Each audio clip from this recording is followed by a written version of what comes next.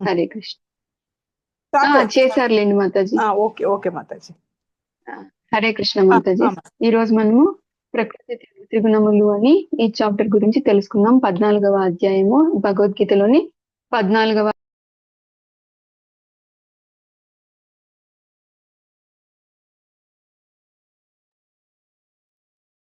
ఈ అధ్యాయంలో శ్రీకృష్ణ భగవానుడు త్రిగుణాలు, ప్రకృతి త్రిగుణాలు అంటే జీవులను ఎలా ప్రభావితం చేస్తాయి, అవి ఎలా జీవుడి యొక్క బంధనానికి మరియు మోక్షానికి కారణాలు అవుతాయి, ఆ ప్రాసెస్ అంతా ఈ చాప్టర్ లో శ్రీకృష్ణ భగవానుడు ఎక్స్ప్లెయిన్ చేస్తారనమాట. శ్లోకంకి వెళ్దాము. శ్రీ భగవాన్ ఉవాచ పరం భూయః ప్రవక్ష్యామి జ్ఞానానాం జ్ఞానముత్తమం యజ్ఞాత్వా మునయః సర్వే పరాం సిద్ధిం మితో గతాః. హరే కృష్ణ. ఫస్ట్ శ్లోక ట్రాన్స్లేషన్ చదువుతారు ఎవరన్నా? హరే కృష్ణ మాతాజీ. చదవండి మాతాజీ. శ్రీకృష్ణ భగవానుడు పలికెను, దేనిని తెలుసుకొని మునులందరూ పరమసిద్ధిని పొందారో అట్టి సమస్త జ్ఞానంలో ఉత్తమమైనట్టి ఈ పరమోత్కృష్టమైన జ్ఞానమును తిరిగి నేను నీకు చెబుతాను. హరే కృష్ణ మాతాజీ. హరే కృష్ణ మాతాజీ. థ్యాంక్ యూ మాతాజీ. ఈ శ్లోకంలో భగవానుడు ఏం చెప్తున్నారంటే, పరం భూయః ప్రవక్ష్యామి జ్ఞానానాం జ్ఞానముత్తమం. జ్ఞానానాం జ్ఞానముత్తమం అంటే జ్ఞానములన్నిటిలోకి ఉత్తమమైనటువంటి జ్ఞానాన్ని మరలా నీకు ప్రవక్ష్యామి తెలియజేస్తాను అర్జున. విను అర్జున, మళ్ళీ నీకు ఉత్తమమైన జ్ఞానాన్ని తెలియజేస్తాను. యజ్ఞాత్వ మునయ సర్వే, ఈ జ్ఞానం తెలుసుకోవడం ద్వారా మునులు పరాం సిద్ధి మితోగత, పరమ సిద్ధిని పొందారు. అటువంటి ఉత్తమమైన జ్ఞానాన్ని ఏ జ్ఞానం తెలుసుకోవడం ద్వారా ఎంతో మంది మునులు ఋషులు పరమగతిని పొందారు. అటువంటి జ్ఞానాన్ని నీకు ఇప్పుడు బోధిస్తాను అర్జున అని చెప్తున్నారనమాట. ఈ శ్లోకంలో శ్రీకృష్ణ భగవానుడు తాను చెప్పబోయే జ్ఞానాన్ని కీర్తిస్తున్నారనమాట. ఇక్కడ ప్రభుపాదుల వారి భాష్యంలో ఏం రాస్తున్నారంటే, ఈ అధ్యాయంలో ప్రకృతి త్రిగుణములు ఏమిటి, అవి ఎట్లు పనిచేయును, మరియు అవి ఎట్లు బంధ విమోక్షములను కలిగించుననే విషయములను దేవాతి దేవుడైన శ్రీకృష్ణుడు వివరిస్తుండెను. ఈ అధ్యాయంలో తెలుపబడిన జ్ఞానము పూర్వపు అధ్యాయములలో తెలుపబడిన జ్ఞానము కంటేను ఉత్తమమైనదని దేవాతి దేవునిచే చెప్పబడినది. ఈ జ్ఞానమును అవగాహన చేసుకొనుట ద్వారా పలువురు మునులు సంసిద్ధిని సాధించి ఆధ్యాత్మిక జగత్తును చేరుకొనిది. ఆ జ్ఞానమునే భగవానుడు ఇప్పుడు అత్యుత్తమ పద్ధతిలో వివరిస్తుండును. ఉత్తమమైన జ్ఞానాన్ని మళ్ళీ నీకు బోధిస్తున్నాను అర్జున, నువ్వు దయచేసి శ్రద్ధగా విను. ఈ జ్ఞానం తెలుసుకొని అది ఆచరించడం ద్వారా ఎంతో మంది ఋషులు మునులు ఆధ్యాత్మిక జగత్తుకు చేరుకున్నారు అని చెప్తున్నారు అనమాట. నెక్స్ట్ శ్లోకంకి వెళ్దాము. 2వ శ్లోకము. ఇదం జ్ఞానం ఉపాశ్రిత్య మమసా ధర్మ్యమాగత సర్గేపి నోపజాయంతే ప్రళయేన వ్యతంతి చ. హరే కృష్ణ. సెకండ్ శ్లోక ట్రాన్స్లేషన్ చదువుతారు ఎవరైనా? హరే కృష్ణ మాతాజీ. హరే కృష్ణ మాతాజీ. చదవండి మాతాజీ. సుగుణ మాతాజీ.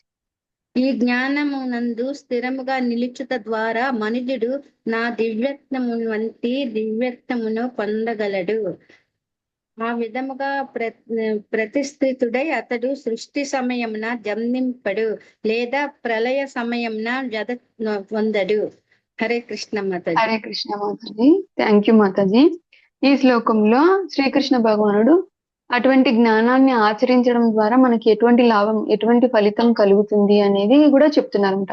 తను ఈ ఉత్తమమైన జ్ఞానము, నేను ఉత్తమమైన జ్ఞానాన్ని చెప్తున్నాను, ఆ జ్ఞానాన్ని ఆచరించడం ద్వారా ఏ లాభం కలుగుతుంది అనేది చెప్తున్నారు. ఇదం జ్ఞానం ఉపాశ్రిత్య, ఈ జ్ఞానాన్ని ఆశ్రయించడం ద్వారా మరియు పాటించడం ద్వారా మమసా ధర్మ్యమాగత, నా యొక్క స్వభావాన్ని మీరు పొందుతారు. అంటే భగవంతుని యొక్క స్వభావం అంటే ఏంటి? సచ్చిదానంద స్వరూపం. అది పొందుతాము అంటే ఎక్కడ పొందుతారు జీవులు సచ్చిదానంద స్వరూపాన్ని? ఆధ్యాత్మిక జగత్తులో మనకు సచ్చిదానంద స్వరూపం అనేది ఉంటుంది. అంటే శ్రీకృష్ణునితో సమానమైన గుణైక్యము కలిగి ఉన్నటువంటి స్వభావము మనకి ఉంటుందన్నమాట. అంటే ఈ జన్మ మృత్యు భరితమైన భగవ భౌతిక జగత్తు నుంచి మీరు దాటగలిగి నా ధామంకి తిరిగి వస్తారు అన్నట్టు చెప్తున్నారు.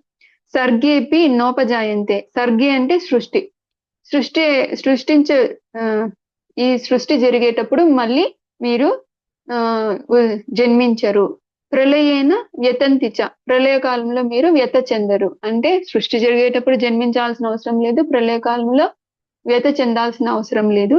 ఎందుకంటే మీరు నా స్వభావాన్ని పొంది నా ధామానికి వస్తారు ఈ జ్ఞానాన్ని మీరు ఉపాశ్రించడం ద్వారా, ఆశ్రయించడం ద్వారా అని చెప్తున్నారు అనమాట.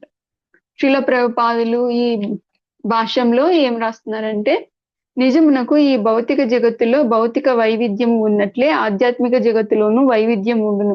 ఈ విషయమును ఎరుగని వారే ఆధ్యాత్మిక స్థితి వైవిధ్యముకు విరుద్ధమని భావింతురు. కానీ నిజమునకు ముక్తి పిమ్మట ఆధ్యాత్మిక జగత్తులో మానవుడు ఆధ్యాత్మిక రూపమును పొందును. అట్టి ఆధ్యాత్మిక జగత్తులోని అనేక ఆధ్యాత్మిక కార్యకలాపములు ఉండును. అక్కడి ఆధ్యాత్మిక స్థితియే భక్తి జీవితము అనబడును. మామూలుగా అందరూ ఇక్కడ ముక్తి నొందిన తర్వాత అక్కడ మనము భగవంతునిలో లీనమైపోతాము అని అనుకుంటాం కదా, అలా ఉండదు. మన స్వరూపము ముక్తి తర్వాత కూడా, భగవద్ధామము చేరిన తర్వాత కూడా జీవుని యొక్క స్వరూపం ఏమీ పోదు. మన ఐడెంటిటీ మనకి ఉంటుందన్నమాట. అక్కడ కూడా మనము భగవంతునితో ప్రేమ వినిమయం, సేవ ద్వారా భగవంతునితో ప్రేమ వినిమయం అనేది ఉంటుంది. అంటే ఒకటే విధంగా బోరింగ్ గా ఉండదంట. భౌతిక జగత్తులో ఎలా అయితే వైవిధ్యం ఉంటుందో ఆధ్యాత్మిక జగత్తులో కూడా వైవిధ్యం అనేది ఉంటుంది, ఇంకా బాగా ఉంటుంది అనమాట. కాబట్టి మన స్వరూప స్థితి అలానే ఉంటుంది. కలిసిపోవడము, లీనమైపోవడము అలా ఉండదన్నమాట. మామూలుగా యోగులు బ్రహ్మజ్యోతిలో లీనమవుతారు, కానీ భగవద్ధామంలో మనం చేరినట్టయితే మనం ఆధ్యాత్మిక శరీరంతో భగవంతుని సేవిస్తాము, అంతేగాని మన స్వరూపాన్ని ఎప్పుడు కోల్పోము అని రాస్తున్నారు అనమాట ప్రభుపాదుల వారు. నెక్స్ట్ శ్లోకంకి వెళ్దాము. 3వ శ్లోకము. మమ యోనిర్మహద్బ్రహ్మ తస్మిన్ గర్భం దదామ్యహం సంభవః సర్వభూతానాం తతో భవతి భారత. హరే కృష్ణ. హరే కృష్ణ మాతాజీ. నేను చదువుతాను మాతాజీ. ఓ భారత, బ్రహ్మముగా పిలువబడు మహాతత్వము సకల జీవుల జననమునకు మూల కారణమై ఉండెను. సకల జీవుల జననమునకు సంభవింపజేస్తూ ఆ బ్రహ్మములో నేను బీజ ప్రదానం చేస్తుంటిని. హరే కృష్ణ మాతాజీ. థ్యాంక్ యూ మాతాజీ. ఈ శ్లోకంలో శ్రీకృష్ణ భగవానుడు మహత్తత్వం గురించి చెప్తున్నారు అనమాట. మహద్ బ్రహ్మ అంటే మహత్తత్వము అని. ఆ మహత్తత్వం నుంచి ఈ భౌతిక జగత్తులోని బ్రహ్మాండాలన్నీ వచ్చి ఉంటాయి అన్నమాట. ఆ మమ యోనిర్ మహద్బ్రహ్మ, ఆ మహద్బ్రహ్మ అంటే మహత్తత్వం. మహత్తత్వం నుంచి భౌతిక జగత్తు వచ్చింది. దానికి మూలం ఎవరు అంటే నేనే అని చెప్తున్నారు. మమ యోనిర్ మహద్బ్రహ్మ. మమ యోనిర్ అంటే మూలం. దేనికి మూలము? మహద్బ్రహ్మ. ఈ భౌతిక మహాతత్వానికి మూలము నేనే. ఆ విధంగా ప్రతి జీవుని యొక్క శరీరము ఎక్కడి నుంచి వస్తుంది? ప్రకృతి ఇస్తుంది. మన శరీరం పంచభూతములతో తయారై ఉంటుంది, ప్రకృతి ఇస్తుంది. ప్రకృతికి ఈ ఇచ్చే శక్తి ఎవరిస్తున్నారు? ఆ ప్రకృతికి జీవులను జన్మింపజేసే శక్తి ఎవరి నుంచి వస్తుంది అంటే శ్రీ మహావిష్ణువు మరియు కృష్ణుడి నుంచి వస్తుంది అనమాట. ఇక్కడ భగవంతుడు ఏం చెప్తున్నారంటే, నేను ప్రకృతిలో ఆ మహద్బ్రహ్మంలో బీజములను ప్రదానం చేస్తున్నాను. కాబట్టి జీవులు ప్రకృతి నుంచి శరీరాలను తీసుకొని జన్మిస్తున్నారు అని చెప్తారనమాట. ఇప్పుడు ప్రకృతి శరీరం మాత్రమే ఇస్తుంది. అంటే ఇప్పుడు ఎంత సారవంతమైన భూమి అయినా సరే బీజం లేకపోతే మొలకెత్తదు కదా. అలాగే ప్రకృతి శరీరం తయారు చేస్తుంది, కానీ అది తయారు చేసే శక్తి భగవంతుడి నుంచి వస్తుంది. బీజము భగవంతుడి నుంచే వస్తుంది. అందుకని పరమపిత అంటారు మహావిష్ణువుని, శ్రీకృష్ణుడిని పరమపిత అంటారు. ప్రకృతి తల్లి వంటిది. ఓకేనా? ఇక్కడ ఒక ఎగ్జాంపుల్ కూడా చెప్పినారనమాట శ్రీల ప్రభుపాదులు. తేలు గురించి చెప్పారనమాట. బియ్య బస్తాలు ఉంటాయి కదా, బియ్య బస్తాలలో తేలు గుడ్లు పెడుతుంది అనమాట. ఆ గుడ్లు కొంతకాలానికి పగిలి తేళ్లు బయటకు వస్తాయి. కానీ మనకి ఏమనిపిస్తుంది? బియ్యంలో నుంచి తేలు వస్తా ఉంది అనిపిస్తుంది. కానీ యాక్చువల్ గా తేలు ఎక్కడి నుంచి వస్తా ఉంది? ఆ గుడ్ల నుంచి వస్తుంది. అలాగే మనము ఈ ప్రకృతి నుంచి వచ్చినట్లు కనిపించినా సరే బీజము మహావిష్ణువు నుంచి వస్తా ఉంది అని చెప్పి చెప్తున్నారు అనమాట. భాష్యంలో శ్రీల ప్రభుపాదులు ఎక్స్ప్లెయిన్ చేస్తున్నారు. నెక్స్ట్ శ్లోకంకి వెళ్దాము. 4th శ్లోకము.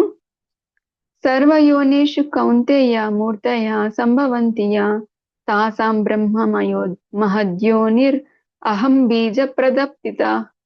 హరే కృష్ణ. 4th శ్లోక ట్రాన్స్లేషన్ చదవండి. హరే కృష్ణ మాతాజీ.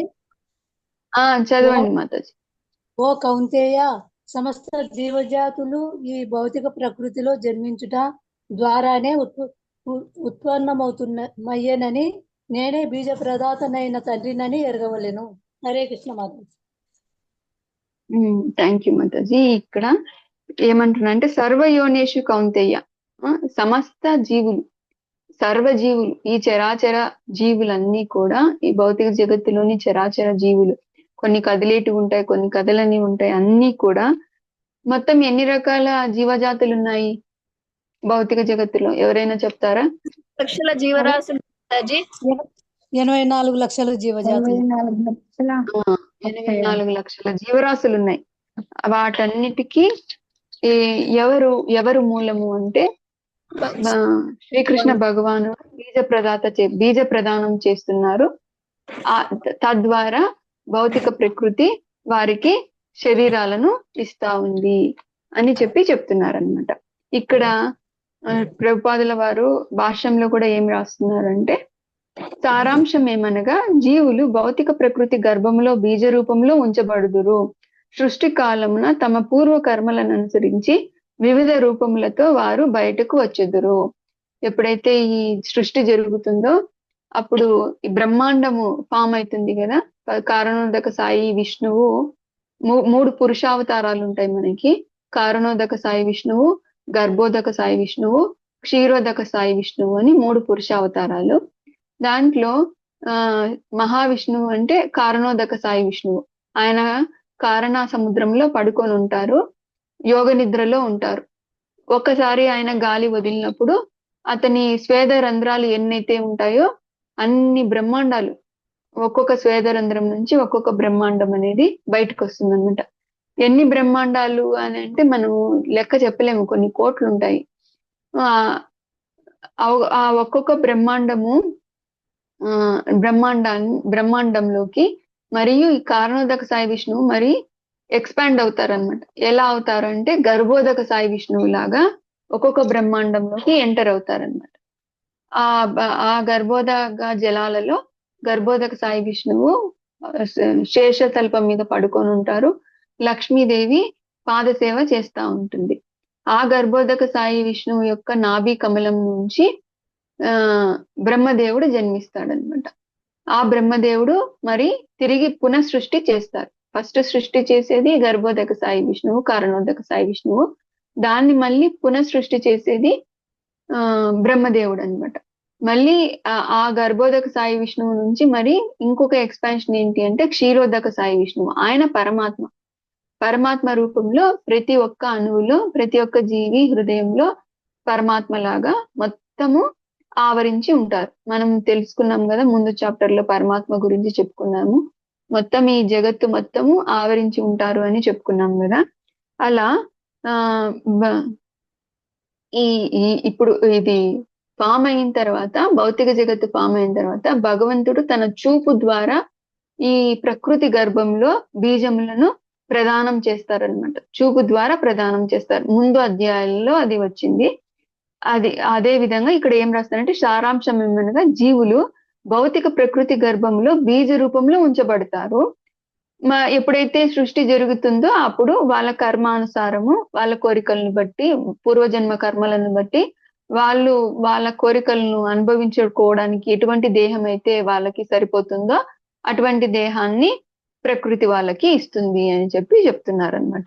నెక్స్ట్ శ్లోకంకి వెళ్దాము. 5th శ్లోక. సత్వం రజస్తమ ఇతి గుణ ప్రకృతి సంభవ నిబద్ధ దేహినమవ్యయం 5th శ్లోక చదువుతారా ఎవరైనా? ట్రాన్స్లేషన్. హరే కృష్ణ మాతాజీ. హరే నేను చదువుతాను మాతాజీ. మాతాజీ. ఓ మహాబాహుడవైన అర్జున, భౌతిక ప్రకృతి అనే త్రిగుణములతో కూడుకుండును. నిత్యుడైన జీవుడు భౌతిక ప్రకృతిలో సంపర్కమును పొందినప్పుడు ఈ గుణములచే బద్ధుడగును. హరే కృష్ణ మాతాజీ. హరే కృష్ణ మాతాజీ. థ్యాంక్ యూ మాతాజీ. అందరూ మ్యూట్ లోకి వెళ్ళండి. ఓకే, ఈ శ్లోకంలో శ్రీకృష్ణ భగవానుడు ఏం చెప్తున్నారంటే, భౌతిక ప్రకృతి సత్వ రజస్ తమో గుణములు త్రిగుణములతో కూడి ఉండును. సత్వ రజస్ తమ ఇది గుణ ప్రకృతి సంభవ. 3 గుణాలు, సత్వగుణము, రజగుణము, తమో గుణము, ఈ త్రిగుణాలు ఎక్కడి నుంచి వస్తున్నాయంట? ప్రకృతి నుంచి వస్తున్నాయి. ఈ 3 గుణాలచే జీవుడు నిత్యుడైనను కూడా బంధించబడుతున్నాడు. నిబధ్నంతి మహాబాహో దేహే దేహినం అవ్యయం. అవ్యయుడైనా కూడా జీవుడు, నిత్యుడైనా కూడా ఈ ప్రకృతి యొక్క గుణములచే బంధించబడుతున్నాడు. అంటే ప్రకృతి యొక్క గుణాలతో తయారైనటువంటి ఒక శరీరంలో బంధించబడుతున్నాడు.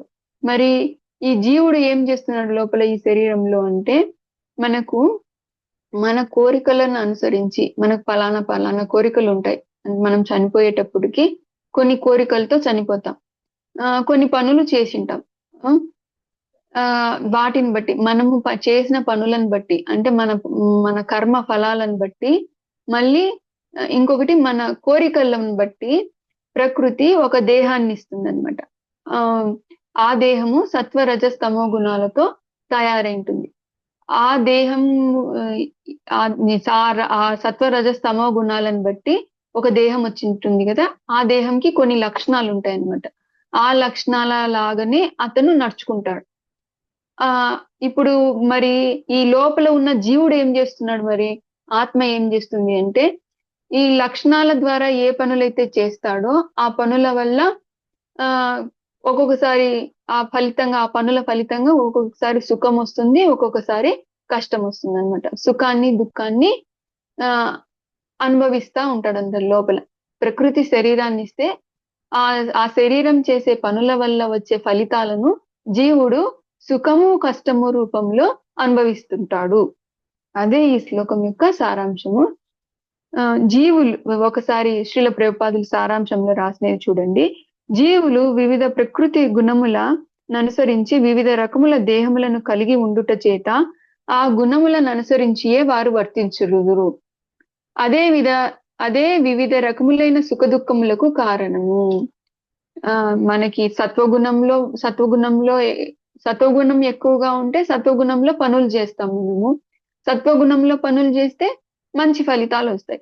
ఒకవేళ తమో గుణం ఎక్కువ ఉంటే ఒక మనిషిలో తమో గుణానికి దానికి తగ్గ పనులు చేస్తాడు. దానివల్ల దుఃఖం అనేది వస్తుంటుంది అనమాట.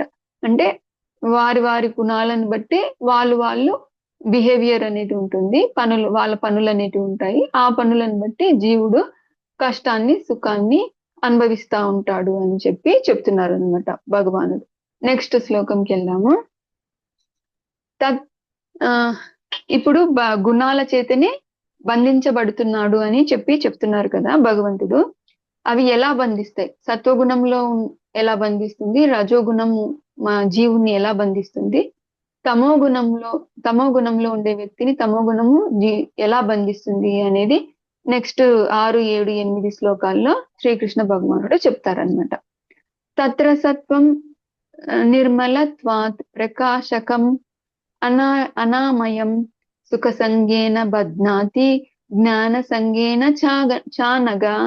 హరే కృష్ణ. 6th శ్లోక ట్రాన్స్లేషన్ చదవండి. హరే కృష్ణ మాతాజీ. చదవండి మాతాజీ. ఓ పాపరహితుడా, సత్వగుణము మిగిలిన 2 గుణముల కన్నను పవిత్రమై దగుతే ప్రకాశమానమై మనిషిని సర్వపాప ఫలం నుండి ముక్తిని చేయును. ఆ గుణము నందున్న వారు సుఖభావన చేతను జ్ఞాన భావన చేతను బద్ధులగుదురు. హరే కృష్ణ మాతాజీ. థ్యాంక్ యూ మాతాజీ. ఈ శ్లోకంలో సత్వగుణము జీవుణ్ణి ఎలా బంధిస్తుంది అనేది భౌతిక జగత్తులో ఎలా బంధిస్తుంది అనే విషయం గురించి శ్రీకృష్ణ భగవానుడు ఎక్స్ప్లెయిన్ చేస్తున్నారు అనమాట.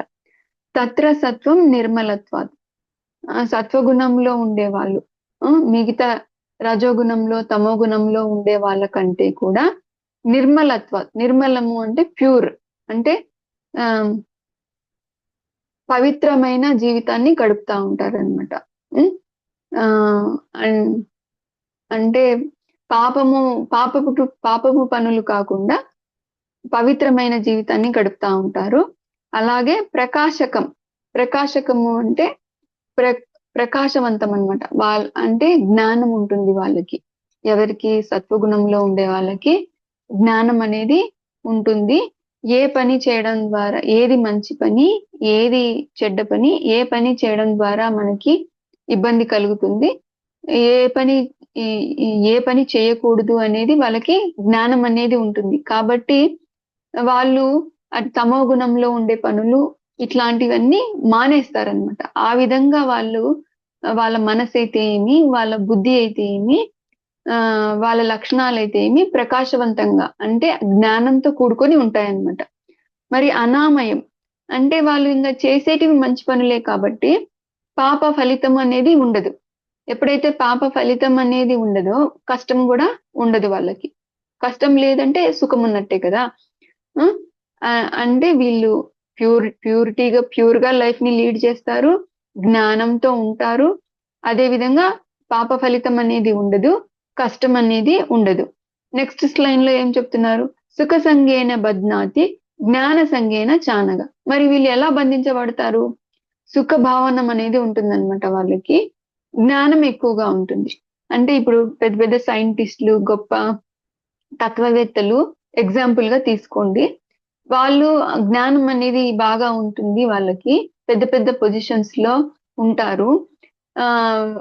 వాళ్ళు పాప కృత్యాలు ఏవి ఆచరించరు కాబట్టి సుఖంగా వాళ్ళ జీవితం అనేది సాగుతా ఉంటుంది. గౌరవం కూడా, అందరూ గౌరవం కూడా ఇస్తా ఉంటారన్నమాట. మరి ఇలా సాగుతా ఉంది కదా, మరి వాళ్ళని ఎలా బంధిస్తుంది ఈ సత్వగుణము అంటే గనా? వాళ్ళకి ఇదే బాగుంది కదా, ఇప్పుడు నేను సంతోషంగానే ఉన్నాను, సుఖంగానే ఉన్నాను అని వాళ్ళు ఇంకా ఆధ్యాత్మిక చింతన అనేది చెయ్యరన్నమాట. హరే కృష్ణ. అందరూ మ్యూట్ లోకి వెళ్తారా? అనుష మాతాజీ మ్యూట్ లోకి వెళ్ళండి మాతాజీ. కాబట్టి వాళ్ళు ఆధ్యాత్మిక చింతన చెయ్యరు, భక్తి గురించి ఆలోచించరు అనమాట. ఎంత సుఖంగా ఉన్నా కూడా జన్మ మృత్యు జరా వ్యాధి అయితే ఉంటుంది కదా. కాబట్టి సత్వగుణంలో ఉండే వాళ్ళు ఎలా బంధింపబడతారంటే సుఖ భావనతో, జ్ఞానంతో వాళ్ళు బంధింపబడతారనమాట. దీనికి ఏమి ఎగ్జాంపుల్ చెప్తారంటే, ఇప్పుడు ఒక ట్రైన్ ఉంటుంది అనుకోండి, దాంట్లో ఏసీ కంపార్ట్మెంట్స్ ఉంటాయి, నాన్ ఏసీవి కూడా ఉంటాయి. మనం ఆ ట్రైన్ లో ప్రయాణం చేస్తున్నాం అంటే మనం జీవితము గడుపుతా ఉన్నాం అనుకోండి. ఏసీ కంపార్ట్మెంట్ లో ఉన్నంత మాత్రాన అప్పుడుకి సుఖంగానే ఉంటుంది, అప్పుడు సుఖంగా ఉంటుంది, హ్యాపీగా ఉంటుంది, శరీరానికి ఏ బాధ ఉండదు, కష్టం అనేది ఉండదు, చల్లగా సాగిపోతా ఉంటుంది ప్రయాణం. కానీ మన డెస్టినేషన్ వచ్చినప్పుడు దిగిపోవాల్సిందే కదా. మళ్ళీ ఇలాంటి జీవితమే వస్తుందని ఏం గ్యారంటీ? కాదు కదా. కాబట్టి వాళ్ళు అనుభవించే సుఖము ఏంటి అంటే, సత్వగుణంలో వాళ్ళు అనుభవించే సుఖము, జ్ఞానము ఏంటి అంటే, అది భౌతికమైన సుఖము, భౌతికమైన జ్ఞానము. అది టెంపరీనే, తాత్కాలికమే. ఈ శరీరం ఉన్నంత వరకు వాళ్ళు అనుభవిస్తారు. అప్పుడు ఆ శరీరం ఉన్నంతలో కూడా వాళ్ళు వృద్ధాప్యము, మరణము అయితే అనుభవించాల్సిందే కదా.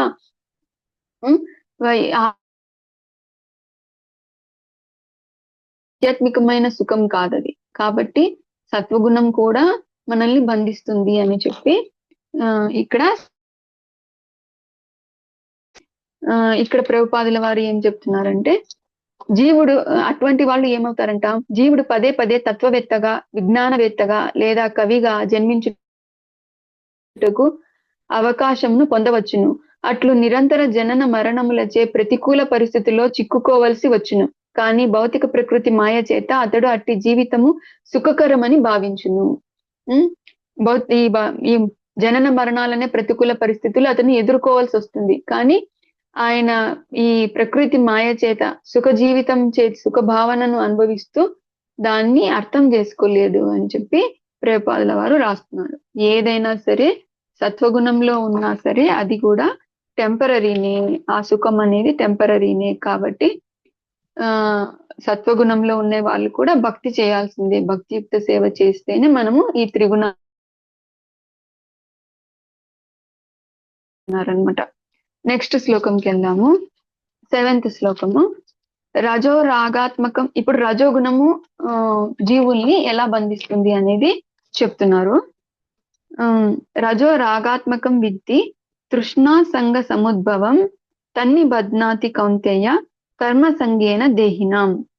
హరే కృష్ణ. ఎవరైనా 7th శ్లోక ట్రాన్స్లేషన్ చదువుతారా? హరే కృష్ణ మాతాజీ.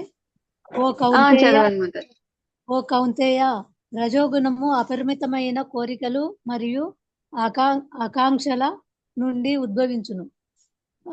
దీని కారణమున దేహదారి అయిన జీవుడు కామ్యకర్మలచే బద్ధుడగును. థ్యాంక్ యూ మాతాజీ. హరే కృష్ణ. రజో రాగాత్మకం విద్ధి. ఈ రజోగుణం అనేది ఎలా సంభవిస్తుందంట? రాగం, విపరీతమైన కామము, కోరికల చేత ఉంటారనమాట వాళ్ళు. రజోగుణంలో ఉండే వాళ్ళకి విపరీతమైన కోరికలు, అంతులేని కోరికలు. తృష్ణ సంగ సముద్భవం అంటే తృష్ణ అంటే వాళ్ళకి దాహం ఎక్కువగా ఉంటుంది. ఇది కావాలి, అది కావాలి అనేది, నేను కోరుకున్నది సాధించాలి అన్నట్టు, దాని వెంపర్లాట అంటారా, దాని గురించే తను అదే జీవితము, అది సాధిస్తేనే నా జీవితము, లేదంటే కాదు అన్నట్టు ఒక టార్గెట్ పెట్టుకొని దాన్ని సాధించడానికి లైఫ్ మొత్తము గాడిద చాకరీ చేస్తారనమాట. చేస్తారు. ఇప్పుడు ఆ తర్వాత సంఘం, ఎక్కువ అటాచ్మెంట్ కూడా పెట్టుకుంటారనమాట. అందరి పట్ల అటాచ్మెంట్ అనేది ఎక్కువగా పెట్టుకుంటారనమాట. ఈ కోరికలను తీర్చుకోవడానికి ఏం చేస్తారు? కామ్యకర్మలు చేస్తారనమాట. అంటే కృష్ణునితో సంబంధం లేకుండా, కృష్ణ చైతన్యంలో కాకుండా కేవలము తన కోరికలను తీర్చుకోవడం కోసము కర్మలు చేస్తారనమాట. ఆ కామ్యకర్మలు చేయడం ద్వారా దాని ఫలితాల చేత అతను రజోగుణంలో ఉన్న వ్యక్తి బంధింపబడతారు అని చెప్తారనమాట. ఇక్కడ రజోగుణంలో ఉండే వ్యక్తి ఎలా ప్రవర్తిస్తారనేది ప్రభుపాదుల వారు ఇక్కడ రాస్తున్నారు. మానవుడు భౌతిక సుఖములకై ప్రాకులాడును, అప్పుడు అతడు ఇంద్రియ తృప్తిని కోరుకొనును. అట్టి ఇంద్రియ తృప్తి కొరకు రజోగుణంతో కూడిన మానవుడు సమాజంలో లేదా దేశంలో ఏదైనా గౌరవమును, చక్కటి గృహము, భార్య, సంతానముతో కూడిన సుఖ సంసారమును కోరుకొరును. అంటే ఇవన్నీ కోరుకోకూడదా మాతాజీ? మంచి గౌరవం రావాలి, చక్కటి గృహం రావాలి, చక్కటి భార్య, చక్కటి భర్త, సంతానము, సుఖంగా ఉండాలి అని కోరుకోకూడదా అంటే కోరుకోవచ్చు, కానీ అదే జీవితంగా ఉండకూడదు అనమాట. అది కోరుకోవచ్చు, కానీ దాని జతలో మనము భక్తి కూడా చేయాలి. హరే కృష్ణ మహామంత్రాన్ని జపం కూడా చేయాలి. పూర్తిగా ఇంద్రియ తృప్తిలోనే ఉండిపోయి భగవంతుని మనము నెగ్లెక్ట్ చేసినామంటే ఇవేవి మనతో రావు. తర్వాత మన మరణ సమయంలో ఈ చాప్టర్ అంతా క్లోజ్ అయిపోతుంది. మళ్ళీ ఫ్రెష్ గా ఇంకొక చాప్టర్ ఓపెన్ చేయాలి. కాబట్టి మనము అందరూ అనుకుంటారు, ఆ 3 బెడ్రూమ్ ఫ్లాట్ కట్టించడమే నా జీవితాశయము, లేదా ఆ బిల్డింగ్ కట్టించడమే నా జీవితాశయం అని చెప్పి తన యుక్త వయసులో నుంచి రిటైర్మెంట్ ఉన్న వయసు వరకు ఆ ఫ్లాట్ ని రెడీ చేయడం కోసమే తన జీవితం అంతా కష్టపడి కడతారు. లాస్ట్ కి ఏమవుతుంది? ఆ ఫ్లాట్ ఏమన్నా మనతో వస్తుందా? రాదు కదా. అది ఇప్పుడు మనది, మనం పోయిన తర్వాత ఎవరిదో అది తెలియదు మనకి. కాబట్టి ఏదైనా సరే ఈ భౌతిక జగత్తులో టెంపరీనే, తాత్కాలికమే. ఆ యొక్క విషయాన్ని మనం అర్థం చేసుకొని అన్ని వదిలేయమని కాదు, వాటి మీద ఎక్కువ అటాచ్మెంట్ లేకుండా మన డ్యూటీ ప్రకారం మన పని మనం చేసుకుంటూ కృష్ణ చైతన్యంలో ఉండాలి అని చెప్తున్నారనమాట. ఇంకా లాస్ట్ లో ఏం రాస్తున్నారు ప్రభుపాదుల వారంటే, ఏమైనాను సత్వగుణంలో నెలకొనిన వారికే ముక్తి లేదనినచో రజోగుణంలో బద్దులైన వారికి గురించి ప్రత్యేకించి చెప్పేదేముంది? సత్వగుణంలో వాళ్ళకే ముక్తి లేదు అంటే ఇంకా రజోగుణంలో ఉండే వాళ్ళ గురించి ఇంకా ఏం చెప్పాలి అని చెప్పి చెప్తున్నారనమాట. నెక్స్ట్ శ్లోకంకి వెళ్దాము. ఇప్పుడు తమో గుణం గురించి చెప్తున్నారు. తమో గుణము ఎలా జీవిని బంధిస్తుంది అని గురించి. తమస్త్వ అజ్ఞానజం విత్తి మోహనం సర్వదేహినాం ప్రమాదాలస్య నిద్రాభి తన్ని బధ్నాతి భారత. హరే కృష్ణ. 8th శ్లోక ట్రాన్స్లేషన్ చదువుతారు ఎవరైనా? హరే కృష్ణ. హరే కృష్ణ మాతాజీ. చదవండి మాతాజీ. ఓ భరత వంశీయుడా, అజ్ఞానం నుండి పుట్టిన తమో గుణము బద్ధజీవులందరికీ మోహకారణమని ఎరుగుము. బద్ధజీవుని బంధించు బుద్ధిహీనత, సోమరితనము, నిద్ర అనేవి ఈ తమో గుణము వలన కలుగు ఫలములు. హరే కృష్ణ మాతాజీ. హరే కృష్ణ మాతాజీ. థ్యాంక్ యూ మాతాజీ. ఈ శ్లోకంలో శ్రీకృష్ణ భగవానుడు ఏం చెప్తున్నారంటే, ఇది తమో గుణం ఎలా వస్తుంది, ఎలా ఉద్భవిస్తుంది అంటే అజ్ఞానం ద్వారా జనిస్తుంది తమో గుణము. ఈ తమో గుణంలో వాళ్ళు ఎప్పుడు మోహనం సర్వదేహినం అంటే మోహింపబడుతూ ఉంటారు, ఎప్పుడు కన్ఫ్యూజన్ లోనే ఉంటారు. వాళ్ళకి అజ్ఞానం వల్ల ఏ పని చేస్తే కరెక్ట్, ఏ పని చేస్తే రాంగు అనే విషయమే తెలియదు వాళ్ళకి. కాబట్టి వాళ్ళు తోచినట్టు పనులు చేస్తారు. దాని వల్ల వచ్చే ఫలితం వల్ల వాళ్ళకు నష్టమే, వాళ్ళ చుట్టూ ఉన్న వాళ్ళకి ఇతరులకి కూడా నష్టమే అన్నమాట. ఇంకా వాళ్ళు ఎలా ఉంటారంటే ప్రమాద, ఈ బుద్ధిహీనత, ప్రమాద అంటే ఫూల్స్ లాగా ఉంటారంట వాళ్ళు. మరియు ఆలస్య అంటే సోమరితనము, నిద్ర ఎప్పుడు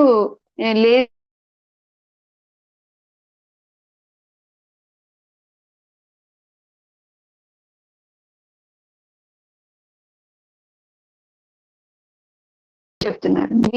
వీళ్ళు సత్వగుణంలో వాళ్ళలాగా ఉండదు.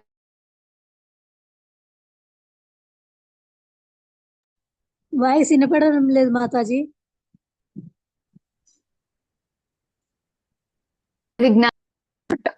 రజోగుణంలో ఉండే వాళ్ళలాగా వాళ్ళు రజోగుణంలో ఉండే వాళ్ళు ఎలా ఉంటారు? ఉత్సాహంగా ఉంటారు. ఎప్పుడు అది చేయాలా, ఇది చేయాలా, అది సాధించాలి, ఇది సాధించాలా.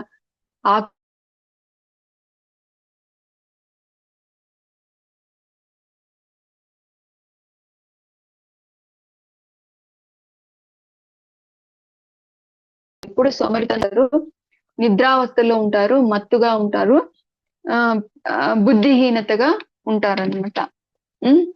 ఇక్కడ ఇక్కడ శ్రీల ప్రభుపాదుల వారు ఏం చెప్తున్నారు అంటే గన, ఆధ్యాత్మిక ప్రగతి విషయంలో అటువంటి వాళ్ళు ఇంకా కనపరిచారనమాట. అట్టివారు గొప్ప సోమరులై ఉందురు. ఆధ్యాత్మిక అవగాహన కొరకై సత్సంగములకు ఆహ్వానించబడినప్పుడు వారు ఎక్కువగా ఆసక్తి కనపరచరు. అట్టివారు రజోగుణ వ్యక్తి వల్లే ఉత్సాహంగా కూడా ఉండరు. అధికంగా నిద్రించుట,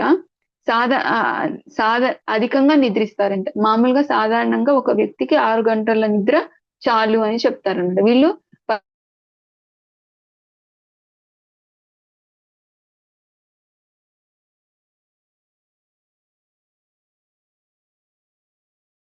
తో నిండి యొక్క లక్షణములు అని చెప్పి చెప్తున్నారు అనమాట.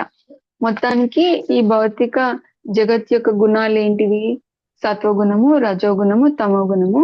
సత్వగుణంలో ఉండే వాళ్ళు ఎలా ఉంటారంటే వాళ్ళకి జ్ఞానం అనేది ఉంటుంది, పవిత్రమైన జీవితాన్ని గడుపుతారు. అలాగే వాళ్ళు ఆనందంతో, జ్ఞానంతో ఉంటారు.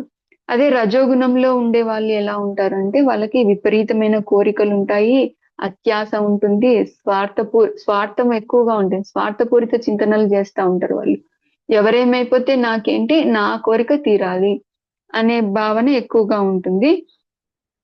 మరి విపరీతమైన అటాచ్మెంట్, సంగత్వం అనేది ఉంటుంది అనమాట రజోగుణంలో ఉండే వాళ్ళకి. వాళ్ళు ప్రాకులాడుతూ ఉంటారు, ఈ భౌతిక సుఖాల కోసము ప్రాకులాడుతూ ఉంటారు.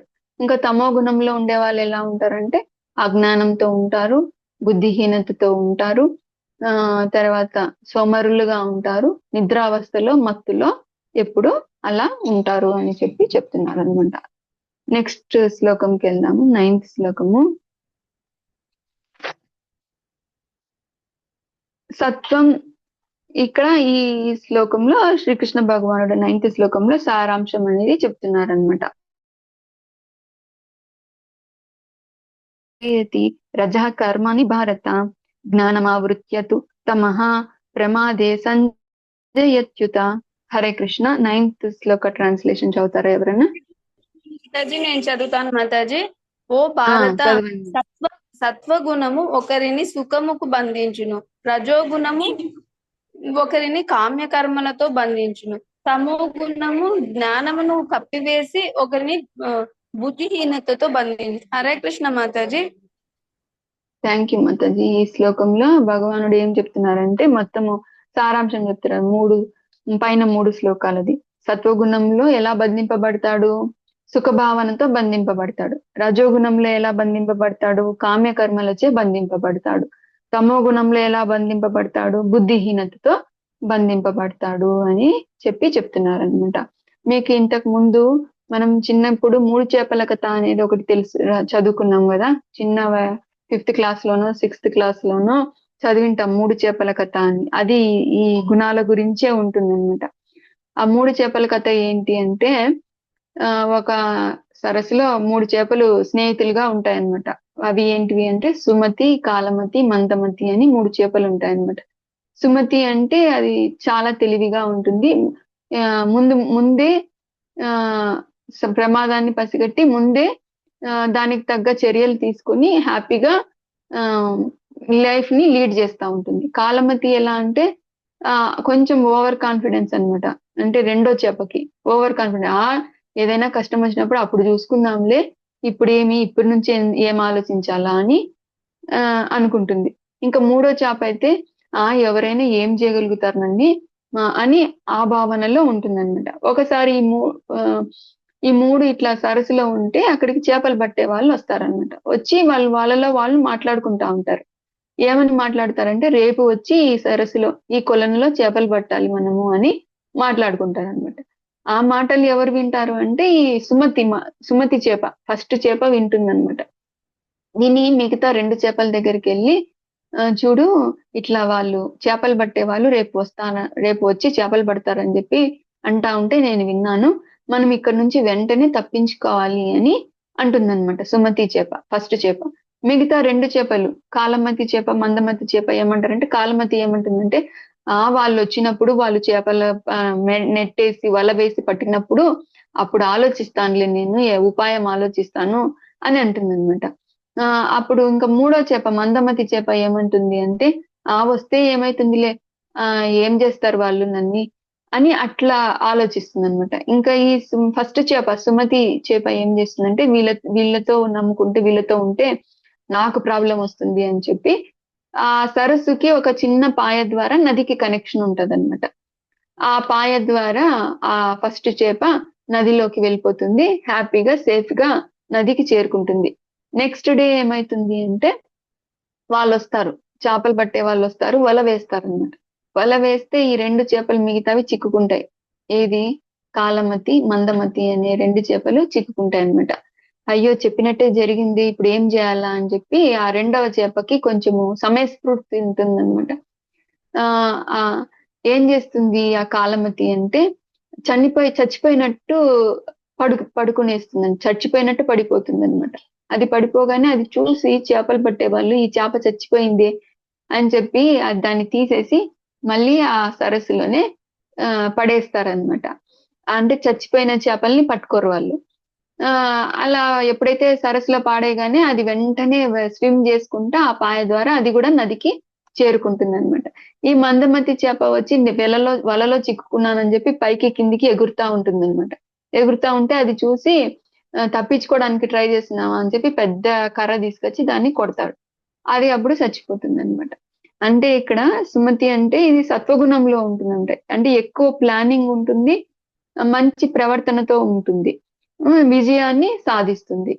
ఇంకా నెక్స్ట్ కాలమతి చేప రజోగుణంలో ఉంటుంది కదా, దానికి ఓవర్ కాన్ఫిడెన్స్ ఉంటుంది, విజయాన్ని సాధిస్తుంది కానీ లాస్ట్ చివరి మినిట్ లో సాధిస్తుంది కానీ దాని వరకు ప్లానింగ్ ఏం ఎక్కువగా ఉండదు కదా, కొద్దిగా టెన్షన్ తోను లాస్ట్ టైం వరకు స్ట్రెస్ తో ఉండి లాస్ట్ గట్లా విజయాన్ని సాధిస్తుంది.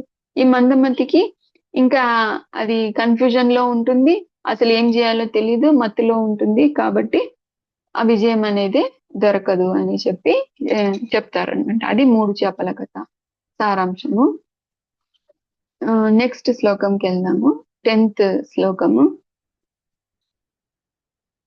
ఇవి ఈ గుణాలు ఈ ప్రతి ఒక్క మనిషిలో సత్వ రజస్తమో గుణాలు ఉంటాయి. వాటి మధ్యలో పోటీ అనేది ఉంటుంది, టగ్ ఆఫ్ వార్ ఉంటుంది అని చెప్పి చెప్తున్నారు అనమాట భగవానుడు ఈ శ్లోకంలో. రజస్తమశ్చ విభూయ సత్వం భవతి భారత, రజః సత్వం తమశ్చైవ తమః సత్వం రజస్తత. హరే కృష్ణ. ఎవరైనా ట్రాన్స్లేషన్ చదువుతారా? హరే కృష్ణ మాతాజీ. ట్రాన్స్లేషన్ చదవండి మాతాజీ. ఓ భరత వంశస్థుడా, కొన్నిసార్లు రజస్తమో గుణములను జయించి సత్వగుణము ప్రబలమగును, మరి కొన్నిసార్లు రజోగుణము సత్వతమో గుణములను జయించును, మరి కొన్నిసార్లు తమోగుణము సత్వ రజోగుణములను జయించును. ఈ విధముగా గుణముల నడుమ ఆధిపత్యము కొరకు ఎల్లప్పుడూ పోటీ కొనసాగుతుంది. హరే కృష్ణ మాతాజీ. హరే కృష్ణ మాతాజీ. అంటే ఇప్పుడు మీరు ఎప్పుడైనా తోలు బొమ్మల ఆట చూసినారా? అక్కడ బొమ్మలకి తాళ్ళు కట్టి ఆ తాళ్ళని కదిలిస్తా ఉంటారు, అవి ఆడుతా ఉంటాయి, ఆ బొమ్మలు ఆడుతా ఉంటాయి. అట్లనే మనల్ని కూడా 3 తాళ్ళతో కట్టేసింది ప్రకృతి. సత్వగుణము రజతో ఆడిస్తా ఉంటుంది అన్నమాట మనల్ని. ఇక్కడ ఏం చెప్తున్నారంటే భగవంతుడు, ఒక్కొక్కసారి ఏమవుతుందంట, రజోగుణము తమో గుణము ఓడిపోయి సత్వ చెందుతుంది, ప్రబలుతుంది. అప్పుడు వ్యక్తి సత్వగుణంలో ఉండే వ్యక్తి చేసే పనులు చేస్తాడనమాట, దానికి మంచి ఫలితాలని పొందుతాడు. ఇంకొకసారి ఏమైతుందంట, సత్వగుణము తమో గుణము ఓడిపోయి రజోగుణము ప్రబలుతుంది. అప్పుడు వ్యక్తి రజోగుణంలో చేసే పనులు చేస్తాడు. ఒక్కొక్కసారి సత్వగుణము రజోగుణము ఓడిపోయి తమో గుణం ఎక్కువగా ప్రబలుతుంది. అప్పుడు తమో గుణంలో మనిషి చేయాల్సిన పనులు, ఆ గుణానికి తగ్గట్టు పనులు చేస్తాడు. ఇట్లా ఆధిపత్య పోరు అంటే వాటి మధ్య, ఈ గుణాల మధ్య ఆధిపత్య పోరు అనేది జరుగుతూనే ఉంటుంది అని చెప్తున్నారు మా శ్రీకృష్ణ భగవానుడు. ఇక్కడ ఒక మనిషిలోనే 3 గుణాలు కూడా ఉండొచ్చు, 3 గుణాలు ఉంటాయి. ఇప్పుడు ఒక 70% సత్వగుణం ఉంది, 20% రజోగుణం ఉంది, 10% తమో గుణం ఉంది అనుకో. ఇప్పుడు ఏ గుణంలో ఉన్నట్టు? అతను సత్వగుణంలో ఉన్నట్టు. అట్లే రజోగుణము 60% ఉంది, సత్వగుణం 20%, తమో గుణం 20% ఉంటే రజోగుణంలో ఆ మనిషి ఆ మనిషి యొక్క పనులు రజోగుణానికి సంబంధించినవే ఉంటాయి అన్నమాట. ఒకవేళ తమో గుణంలో ఉండే వ్యక్తి ఎలా ఉంటాడంటే, తమో గుణం ఒక 70%, రజోగుణం 20%, సత్వగుణం ఒక 10%. అప్పుడు తమో గుణం ఎక్కువ ఉంది కాబట్టి అతను లేజీగా, మొబ్బుగా, కన్ఫ్యూజన్ లో అలా పనులు చేస్తాడనమాట. వ్యక్తులలోనే కాదు, ఈ గుణాలని మనము ఒక రోజులో కూడా మనము ఈ గుణాలని చూడొచ్చు అనమాట. పొద్దున్నే బ్రహ్మముహూర్తంలో సత్వగుణం అనేది ఎక్కువగా ఉంటుంది అనమాట. ఆ సమయంలో మనము జపం చేయడము, భగవంతునికి ఆరాధన చేయడము, భక్తియుక్త సేవ ఆ టైంలో చేయడం ఉంటే చాలా బాగా కాన్సన్ట్రేషన్ అనేది ఉంటుంది అని చెప్పి, శ్రద్ధగా మనం జపం చేయగలుగుతాము అని చెప్పి చెప్తారనమాట. ఎందుకంటే పొద్దున సత్వగుణం అనేది ఎక్కువగా ఉంటుంది. ఎప్పుడైతే మధ్యాహ్నం వస్తుందో అప్పుడు రజోగుణం యొక్క డామినేషన్ పెరుగుతుంది అనమాట. మనలోనే రజోగుణము ఎక్కువ డామినేటింగ్ గా ఉంటుంది. అప్పుడు ఎక్కువ పని చేయడము, మనం అది మన విద్యుక్త ధర్మం అది చేస్తాం. మళ్ళీ రాత్రి అయ్యేసరికి తమో గుణం ఎక్కువ డామినేషన్ అనేది వస్తుంది. అప్పుడు లేజీగా మనము మత్తులో పడుకుంటాము అన్నట్టు చెప్తారంట. అంటే ఒక రోజులో కూడా సత్వగుణము, రజోగుణము, తమో గుణము ఉంటాయన్నమాట. అట్లనే వ్యక్తులకే కాదు, టైంకే కాదు, ప్రదేశాలు కూడా సత్వ రజస్తమో గుణాలలో ఉంటాయన్నమాట. కొన్ని ప్రదేశాలు చూడండి, మంచి గార్డెన్ ఉందనుకోండి, మంచి పూల చెట్లతో, సువాసనం ఇచ్చే పూల చెట్లతో, పండ్ల చెట్లతో ఉంటే ఆ ప్రదేశం మనము సత్వగుణంలో ఉంది అని అంటాం అన్నమాట. ఒకవేళ ఒక పెద్ద షాపింగ్ మాల్ ఉందనుకోండి, అక్కడ చాలా మంది జనాలు వచ్చి కొంటున్నారు, అమ్ముతున్నారు, వాళ్ళ కోరికల్ని తీర్చుకుంటున్నారు, అలా ఉంటే గన అది రజోగుణానికి సంబంధించిన ప్రదేశము అని చెప్పొచ్చు అనమాట. అలా కాకుండా ఒక చోట మాంసం విక్రయిస్తున్నారు, లేదా క్లబ్బులు, నైట్ క్లబ్బులు, ఇంకా ఇవన్నీ మద్యం మద్యం అమ్మే దగ్గరలా, ఇవన్నీ తమో గుణానికి సంబంధించిన ప్రదేశాలు అన్నమాట. ఇంకా మనుషులు కాదు, టైమే కాదు, ప్రదేశాలే కాదు, చెట్లు కూడా కొన్ని సత్వగుణంలో ఉంటాయి, కొన్ని తమో గుణంలో ఉంటాయి అన్నమాట. ఇప్పుడు సత్వగుణంలో ఉండే చెట్లు ఎలా ఉంటాయంటే బాగా నీడనిస్తాయి, పూలు పండ్లు ఇస్తాయి, ఇట్లా అందరికి అందరికి హెల్ప్ చేస్తా ఉంటాయి అన్నమాట. అవి సత్వగుణంలో ఉంటాయి. ఇంకా తమో గుణంలో ఉండే చెట్లు ఎలా ఉంటాయంటే వాటిలో విషం ఉంటుంది అనమాట. అట్లా కొన్ని గుచ్చుకునేలాగా ఉంటాయి, పట్టుకుంటే గుచ్చుకునేలాగా ఉంటాయి, అట్లాంటివి అనమాట. ఇలా పక్షుల్లో కూడా గుణాలను బట్టి పక్షులు ఉంటాయి అన్నమాట. ఇప్పుడు హంస తీసుకున్నాము అంటే అవి ఎక్కడంటే ఎక్కడ ఉండవు, అవి క్లీన్ వాటర్ లోనే హంసలు అనేటివి ఉంటాయి. కానీ కాకి చెత్త కుంపట ఎక్కడ ఉందో అక్కడే ఉంటాయి, చెత్తలోనే ఉంటుంది కాకి. అంటే అది తమో గుణంలో ఉన్నట్టు అనమాట. అట్లా ప్రతి వ్యక్తిలోనూ గుణాలు మూడు గుణాలు ఉంటాయి. సత్వగుణంలో ఉంటారు, సత్వగుణము ఉంటుంది, తమో గుణము ఉంటుంది, రజోగుణము ఉంటుంది. అయితే ఏది ఎక్కువ శాతంలో ఉంటే ఆ గుణానికి తగ్గట్టు వాళ్ళు ప్రవర్తిస్తారనమాట. కానీ ఇక్కడ ప్రభుపాదుల వారి భాష్యంలో ఏం చెప్తున్నారంటే ఏ గుణంలో ఉన్నా సరే భక్తియుక్త సేవ చేయడం ద్వారా, శ్రీకృష్ణ భగవానుడికి భక్తియుక్త సేవ చేయడం ద్వారా, భక్తియుక్త సేవలో నెలకొనడం ద్వారా మనము ఈ గుణాలని దాటవచ్చు అనేది చెప్తున్నారంట. ఈ త్రిగుణాలకి అతీతంగా మారవచ్చు. మనము పుట్టుకతో మనకి ఏ గుణం అయినా రానిలే, కానీ మనము భక్తి చేయడం ద్వారా, హరే కృష్ణ మహామంత్రాన్ని జపించడం ద్వారా ఒకరు మెల్లమెల్లగా సత్వగుణంలోకి వచ్చి ఆ తర్వాత మెల్లగా శుద్ధ సత్వంలోకి వెళ్తారు. ఆ శుద్ధ సత్వ స్థితినే వాసుదేవ స్థితి అని కూడా అంటారనమాట. అంటే పూర్తిగా కృష్ణ చైతన్యంలో ఉండే స్థితి అన్నమాట వాసుదేవ స్థితి అంటే. అలా భక్తియుక్త సేవ అంత పవర్ఫుల్, ఈ త్రిగుణాలను మనము దాటవచ్చు అని చెప్తున్నారనమాట. దీనికి ఎగ్జాంపుల్ గా ఏం చెప్తారంటే చరిత్రంలో మృగారి అనే వ్యక్తి వేటగాడి కథ ఒకటి ఉంటుందన్నమాట. అంటే ఆ మృగారి అనే అతను వేటగాడు, అతని పని వేటాడి దాన్ని తీసుకొని పోయి తినడం అన్నమాట, ఇంట్లో ఇచ్చి తినడం. అతని ఇంకా ఏంటి అంటే ఇప్పుడు కుందేళ్ళని అనుకోండి, జింకలను అనుకోండి, వేటాడతాడు, ఆరో వేస్తాడు, బాణం వేస్తాడు, పూర్తిగా చంపడనమాట. సగం చంపుతాడు, సగం చంపి అది గిల్ల కొట్టుకొని చచ్చిపోతుంటే ఆనందపడతాడు అనమాట. దాని బాధను చూసి ఇతను ఆనందపడతాడు. అంటే ఖచ్చితంగా అతను తమో గుణంలోనే ఉన్నాడు. ఇలా చేస్తుంటే ఒకసారి ఏమవుతుందంటే నారద ముని చూస్తారనమాట ఈ మృగారిని. చూసి ఎందుకు ఇలా చేస్తున్నావు, దాన్ని చంపనన్నా చంపేసి ఇలా సగం చంపి ఆనందపడుతున్నావేంటి, ఇది చాలా పెద్ద తప్పు కదా, ఇది జంతువుల్ని చంపి తినడం తప్పు కదా అంటే అంటారంటే అవును స్వామి తప్పే, కానీ నాకు తప్పదు, నాకు ఇది తప్ప వేరే ఏది రాదు అని అంటారంట. అంటే వాళ్ళు ఒప్పుకుంటున్నారు. అంటే పూర్వకాలంలో మనుషులు ఏంటి అంటే వాళ్ళ తప్పుని తప్పు అని ఒప్పుకుంటున్నారు. కానీ ఇప్పుడు అసలు మాంసభక్షణ తప్పు అంటే ఒప్పుకునే వాళ్ళే లేరనమాట. అది నార్మల్ అయిపోయింది.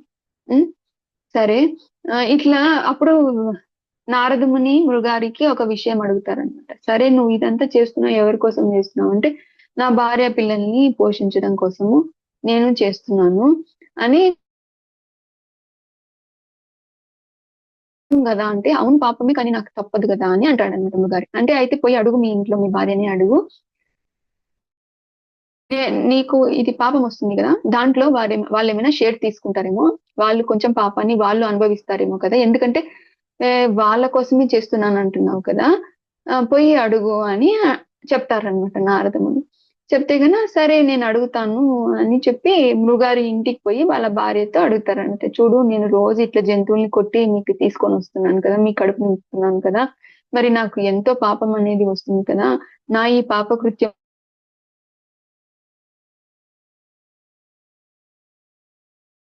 అడుగుతారనమాట. అడిగితే గన అప్పుడు వాళ్ళ భార్య ఏమంటుంది అంటే, మేమెందుకు తీసుకుంటాము, నువ్వు నువ్వు ఏది తెచ్చినా నువ్వు మంచిగా తెచ్చి నీది నీది బాధ్యత, మమ్మల్ని పోషించేది నీ బాధ్యత. నువ్వు ఎలా తెచ్చినా సరే అది మేము తీసుకుంటాము. మేము నీ పాప ఫలితంలో ఎటువంటి భాగము తీసుకోము అని చెప్తారనమాట. చెప్పగానే అప్పుడు మృగారికి బాగా అర్థమవుతుంది అనమాట. అర్థమయ్యి వెంటనే నారదముని దగ్గరికి వచ్చి శరణు వేడతారు. అప్పుడు నారదముని మృగారికి ఆ మంత్రం ఇస్తారనమాట. మంత్రం ఇచ్చి చూడు నాయన ఇది మంత్ర జపం చేసుకో, తులసిని ఆరాధించు, ఇవి రెండు చేయి, హరినామం తీసుకో, తులసి మహారాణిని ఆరాధించు, ఈ రెండు చేయడం ద్వారా నీకు అన్ని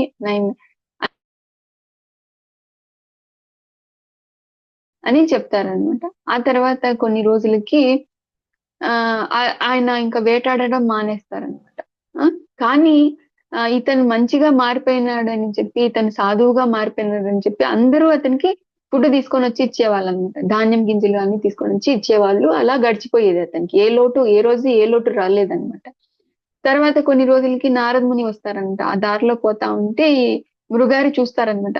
గురువుగారు వస్తున్నారు, గురువుగారిని కలవాలి, ప్రణామం చేయాలి అని చెప్పి నడుచుకుంటూ వస్తారనమాట అక్కడికి, నారద ముని దగ్గరికి. అతను ఎలా నడుస్తాడు అంటే ఆ వంకర టింకరగా నడుచుకుంటూ పోతాడంట. అడుగులు అడుగు వేసుకుంటూ అట్లా పోతా ఉంటాడనమాట. ఊగుతా పోతాడనమాట. అది గమనిస్తాడు నారద ముని. ఏంటి నువ్వు అలా నడుస్తున్నావు అంటే, చూడు కింద చీమలు ఉన్నాయి కదా, మళ్ళీ నా అడుగు పడితే అవి చనిపోతాయి కదా, జీవహింస చేయకూడదు అన్నట్టు చెప్తాడనమాట. ఎక్కడ మృగారి జంతువులను కొట్టి అవి సగము చనిపోయి ఉంటే విలవిలలాడుతుంటే ఆనందపడే మృగారి ఎక్కడ, ఇప్పుడు చీమకి కూడా హాని చేయడానికి ఆలోచిస్తున్న మృగారి ఎక్కడ. కాబట్టి ఎంత మార్పు చూడండి. అంటే తమో గుణంలో ఉండే వ్యక్తి అయినా సరే హరినామాన్ని తీసుకోవడం ద్వారా మరియు భక్తియుక్త సేవ చేయడం ద్వారా ఉద్ధరింపబడతారు అనే దానికి ఇది ఎగ్జాంపుల్ అన్నమాట. నెక్స్ట్ శ్లోకంకి వెళ్దాము. ఇప్పుడు ఇంత అనే విషయం గురించి చెప్పారు.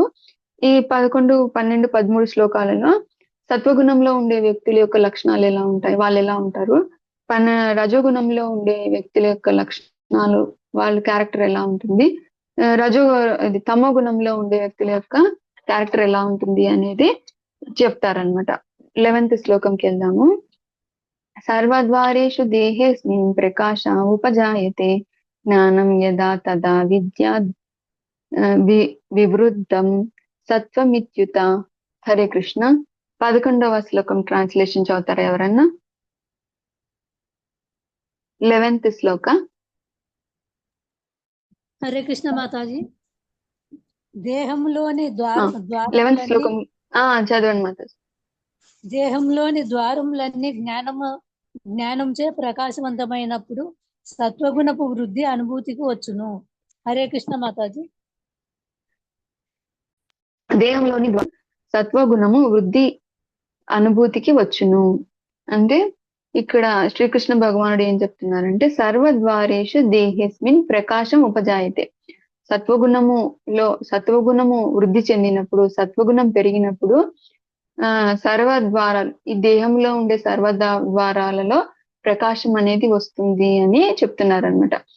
అంటే సర్వద్వారాలు అంటే ఒక మానవుని దేహంలో ఎన్ని ద్వారాలు ఉంటాయి, నవరంధ్రాలు అని అంటారు కదా, అక్కడ ప్రకాశం ఉపజాయతే అని చెప్తున్నారు అనమాట. అంటే ఇక్కడ ఏంటి, 2 కళ్ళు, 2 ముక్కులు, 1 నోరు, 2 చెవులు, జననేంద్రియాలు ఇవి కదా. ద్వారాల ద్వారానే మన ఇంద్రియార్థములను ఆస్వాదిస్తున్నాయి అన్నమాట. అంటే సత్వగుణంలో ఉండే వాళ్ళకి జ్ఞానం అనేది ఉంటుందన్నమాట. అంటే నోటి ద్వారా నేను ఏమి తినాలి, ఏమి తినకూడదు, చెవుల ద్వారా ఏది వినాలి, ఏది వినకూడదు, ముక్కు ద్వారా ఏది చూడాలి, ఏది వాసన చూడాలి, ఏది చూడకూడదు, కళ్ళతో ఏది చూడాలి, ఏది చూడకూడదు అనే జ్ఞానం అనేది ఉంటుంది. అంటే ఇప్పుడు నోటి ద్వారా అనుకోండి, ఎక్కువ మిరపకాయ బజ్జీ తిన్నాం అనుకోండి, ఎక్కువ మిరపకాయ బజ్జీలు తింటే ఏమైతుంది, కడుపులో అసిడిటీ అనేది వస్తుంది. కాబట్టి వాళ్ళు లిమిట్ గా వాళ్ళ ఆరోగ్యానికి ఏదైతే సరిపోతుందో అట్లా తీసుకుంటారు అనమాట. వాళ్ళ చెవులతో ఏది వినాలి, ఏది వినడం ద్వారా మనకి మంచిది, ఏది వినడం ద్వారా మనకి మంచిది కాదు అనే జ్ఞానం ఉంటుంది. కాబట్టి ఆ విషయాన్ని ఇక్కడ చెప్తున్నారు అనమాట. అంటే సత్వగుణంలో ఉండేవాళ్ళు సర్వద్వారాలు ప్రకాశిస్తాయి అనే విషయము చెప్తున్నారంట. జ్ఞానంతో ఉంటారు వాళ్ళు, ఆ కాబట్టి సుఖభావనంగా ఉంటారు అని చెప్తున్నారు. నెక్స్ట్ శ్లోకంకి వెళ్దాము. 12th శ్లోకము. లోభ ప్రవృత్తిరారంభ కర్మణాం అశమః స్పృహ రజస్యేతాని జాయంతే వివృద్ధే భరతర్షభ. 12th శ్లోకం ట్రాన్స్లేషన్ చదవండి ఎవరన్నా. హరే కృష్ణ మాతాజీ, నేను చదువుతాను. ఓ భరతవర్షభ, చదవండి. రజోగుణము వృద్ధి చెందినప్పుడు లోభము, కామ్య కర్మ, తత్పరత కార్యములతో తీవ్ర యత్నము, అనచ సాధ్యము కాని కోరిక, తపన అను లక్షణములు వృద్ధి చెందును. హరే కృష్ణ మాతాజీ. వీళ్ళ లక్షణాలు ఎలా ఉంటాయంట? రజోగుణం వృద్ధి చెందినప్పుడు ఎలా ఉంటదంట? లోభము, గ్రీడ్, అంటే అంతా నాకే కావాలి, ఎవరికి ఒక పైసా కూడా ఇచ్చేది లేదు, మొత్తం నాకే కావాలి. ప్రవృత్తి ఆరంభ, ఎప్పుడు ఏదో ఒక పని చేయాలి, అది సాధించాలి, ఇది సాధించాలి, ఉండేది సరిపోదు, ఇంకా సాధించాలి. భౌతికమైన సుఖాలు అన్ని తన దగ్గరే ఉండాలి. అన్ని యంత్రాలు అనుకోండి, కంఫర్ట్స్, అన్ని కంఫర్ట్స్ నా దగ్గరే ఉండాలి అన్నట్టు ఆ కంఫర్ట్స్ పొందడం కోసం ఇతను రాత్రింబవళ్ళు కష్టపడుతూనే ఉంటాడనమాట. తర్వాత కర్మణం అంటే కామ్య కర్మల్లో ఫుల్లుగా నెలకొంటాడనమాట. అశమః స్పృహ, అశమః అంటే ఇంకా అతని దాహం అనేది తీరదనమాట. అనచసక్యము కాని కోరికలు, ఇంకా ఒక కోరిక కలిగింది అంటే ఇంకా అది ఏదైనా సరే, 100 అయినా 106 అయినా దాన్ని సాధించాలి సాధించాలి సాధించాలి. ఈ ప్రయత్నంలో అతను ఎప్పుడు చింతలకి గురవుతాడు, చింతతో ఉంటాడు, టెన్షన్ లో ఉంటాడు, యాంగ్జైటీ ఎక్కువగా ఉంటుంది. అది లభిస్తుందో లభించదో అట్లా. ప్రశాంతత అయితే అసలు ఉండదు. గాడిదలాగా, గాడిద కంటే ఎక్కువగా కూడా పని చేస్తూనే ఉంటాడనమాట. ఇంత వస్తే నాకు సరిపోతుంది అనేది ఉండదన్నమాట. అతని కోరికలకి అంతు అపరిమితమైన కోరికలు, అతని దాహం అనేది ఎప్పటికీ తీరదు. అనసక్యము కాని కోరికలు, ఇవన్నీ అతని మనస్సు అనేది అతని కంట్రోల్లో లేదనమాట, అన్ని కావాలి. 13th శ్లోకంకి వెళ్దాము. ఇది తమో గుణం వృద్ధి చెందితే ఏమైతుంది అనేది ఇక్కడ చెప్తున్నారు భగవంతుడు. అప్రకాశ ప్రవృత్తిశ్చ ప్రమాదో మోహ ఏవ చ తమస్యేతాని జాయంతే వివృద్ధో కురు నందన. హరి కృష్ణ. 13th శ్లోక ట్రాన్స్లేషన్ చదవండి. హరే కృష్ణ మాతాజీ. చదవనా మాతాజీ? చదవండి మాతాజీ. ఓ కురునందన, తమో గుణము వృద్ధి చెందినప్పుడు అజ్ఞాన అంధకారము, అలసత్వము, బుద్ధిహీనత, మోహము అనేది వ్యక్తమగును. హరే కృష్ణ మాతాజీ. థ్యాంక్ యూ మాతాజీ. ప్రకాశం అంటే జ్ఞానం. వాళ్ళ సత్వగుణంలో ఉండే వాళ్ళు ఏమన్నారు? సర్వద్వారేషు దేయస్మిన్ ప్రకాశం ఉపజాయతే, అంటే జ్ఞానం అనేది ఉంటుంది. ఇక్కడ అప్రకాశం అంటే అజ్ఞాన అంధకారంలో ఉంటారు. అసలు వాళ్ళకి ఏది చేయాలో కూడా తెలియదు, ఎప్పుడు కన్ఫ్యూజన్ లోనే ఉంటారు. అప్రవృత్తిశ్చ అంటే వీళ్ళు లోభ ప్రవృత్తి ఆరంభ అని చెప్పారు రాజోగుణం వాళ్ళకి. ప్రవృత్తి ఆరంభ అంటే ఎప్పుడు పనులలోనే నిమగ్నమై ఉంటారన్నమాట. వాళ్ళు క్రియాశీలత్వంతో ఉంటారు, ఆ పని చేయాలి ఈ పని చేయాలి అని ఉంటారు. వీళ్ళు అప్రవృత్తిశ్చ, వీళ్ళు అసలు పని చేయడానికే ఉండరు, కష్టపడరు అనమాట. ప్రమాద అంటే బుద్ధిహీనత, అసలు వాళ్ళకి మూర్ఖంగా ఉంటారు వాళ్ళు. మోహ, కన్ఫ్యూజన్ లో ఉంటారు. ఈ విధంగా వాళ్ళు సోమరిగా, నిద్రగా, మత్తుగా, అజ్ఞానంతో, బుద్ధిహీనతతో ఏ పని చేయాలో తెలియక అలా తమో గుణం పెరిగినప్పుడు అలా ఉంటారు అనమాట. వాళ్ళు ఆ విధంగా ఆ స్టేట్ ఆఫ్ మైండ్ తో వాళ్ళు చేసే పనుల వల్ల వాళ్ళకు మంచి జరగదు, ఇతరులకి కూడా మంచి జరగదు అన్నట్టుగా చెప్తారనమాట. హరే కృష్ణ. ఈ రోజు ఇంతటితో స్టాప్ చేద్దాము. ఈ అవకాశం ఇచ్చినటువంటి పరాభక్తి మాతాజీకి, మథురాపతి ప్రభుజీకి నా కృతజ్ఞతలు. ఎవరికైనా ఏదైనా సందేహం ఉంటే అడగండి, చెప్పడానికి ట్రై చేస్తాను. హరే కృష్ణ మాతాజీ అండ్ హరే కృష్ణ ప్రభుజీ. Dandavat pranam to all of you. Hare Krishna.